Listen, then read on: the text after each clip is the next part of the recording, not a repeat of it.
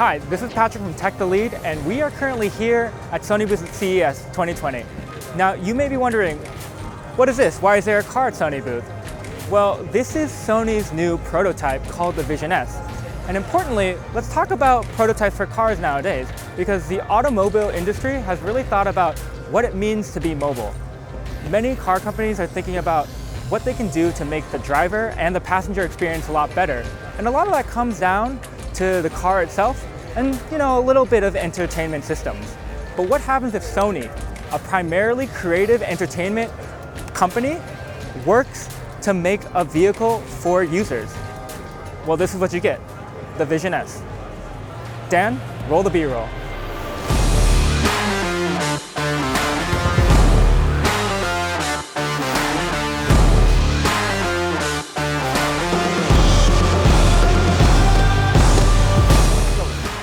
So now you're back?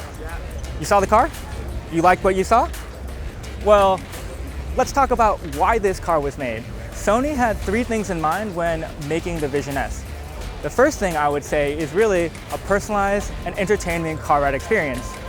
The second would be safety. And the third, finally, would be that vision, the vision behind Vision S. What is this car promoting for the future of the automotive company? So let's first talk about the personalization, the entertainment systems. How this car works is through 33 cameras on the outside, as well as an app that they call the Sony Vision Link app. This app allows you to control the car, to set personal profiles, and the car will begin to recognize you and start to greet you and set things in the way that you like.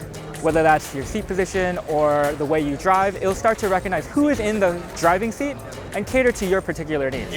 Additionally, some of the entertainment modes, like the 360-degree reality audio, is Sony's proprietary 3D audio space that they have now incorporated within this car. Each seat can be personalized to create this audio surround sound system that you need. And what's great about it too is one passenger can have it on while another doesn't need to. Other things that Sony has added are 5 interactive screens on the front. The far left and far right are mainly just mirror screens to help you see your blind spots, but the 3 screens in the front are your infotainment and entertainment systems. To start, the one in front of the driver's seat generally stays, with your miles per hour, kilometers per hour, and any other information you need while driving, while the other 2 screens can be customized to be playing videos, to put on the weather, to do whatever you want. The second thing I mentioned was safety. Sony's Vision S came from the idea that the car ride can be a safe experience, whether autonomous or whether controlled by a human. Sony is using 33 proprietary sensors all around the car to be able to create that experience. And what Sony is doing in particular that is different than other automotive companies is that these 33 sensors are using sensor fusion with the raw data from each sensor. That means that you can get the maximum and best output from all the sensors added together rather than each sensor doing their own thing and trying to come up with collected data afterwards. Sony has proven that they are one of the best in safeties using this new sensor fusion system. Additionally, when it comes to safety, there will be facial recognition within the car to be able to recognize whether you're tired, whether there's fatigue, and then the car will be able to act accordingly to let you know that, hey, you're driving a little bit unsafe, you might be a little tired, you should pull over. And so now, the final thing I mentioned was the vision. As I said before, this car is fully featured and working, but there are no plans from Sony to put it on the mass market. But what they've done, again, is to create that blueprint for other companies to follow to see that, yes, this vision of what a car can be is possible. Additionally, the technology within this car does show that there is a future plan for things like electric vehicles. Their EV platform in particular is modular and can be used for different cars, not just a Vision S, but potentially in the future, even something like an SUV.